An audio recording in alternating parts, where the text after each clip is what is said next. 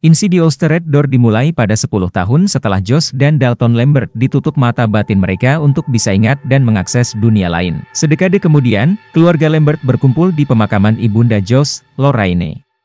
Lorraine selama ini tinggal bersama Josh setelah putranya bercerai dengan Renai. Usai pemakaman, Renai meminta Josh untuk menyediakan waktu bersama Dalton lantaran anak sulung mereka akan masuk kampus. Dalton akan masuk jurusan seni rupa, mengikuti bakat menggambarnya sejak anak-anak. Semula Josh merasa berat karena aktivitasnya di kampus yang padat.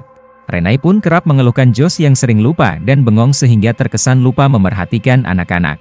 Tak lama kemudian, Josh menghubungi Dalton dan menawarkan diri untuk mengantarnya ke kampus. Dalton pun setuju, meskipun sebenarnya ia enggan. Hubungan Dalton dan Josh mulai renggang setelah Josh dan Renai memutuskan untuk berpisah. Dalton bersama adik-adiknya ikut tinggal dengan Renai. Di perjalanan, Josh berusaha menjalin kedekatan dengan Dalton. Namun suasana canggung tak bisa hilang dari keduanya. Hingga saat masuk ke asrama pun, Josh dan Dalton kerap berselisih. Dalton sempat melontarkan ucapan yang menyakiti hati Josh. Josh pun pergi meninggalkan Dalton yang merasa kesal dengan sikap tidak peduli dari ayahnya itu. Sementara itu, ia mendapatkan teman sekamar perempuan bernama Chris Winslow. Dalton meneruskan kehidupannya dengan menjalani perkuliahan. Kali ini, ia mengikuti kelas filosofi seni dengan Profesor Armagan. Di kelas tersebut, Dalton diminta untuk menyelami memori dan pengalaman dirinya.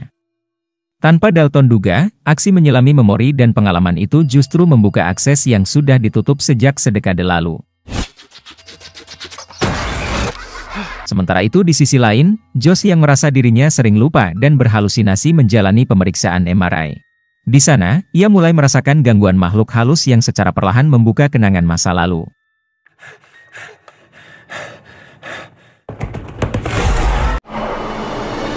Bukan hanya itu, Dalton dan Josh akan menghadapi The Demit yang menjadi musuh mereka sejak lama dengan dendam yang masih tersimpan setelah 10 tahun lamanya.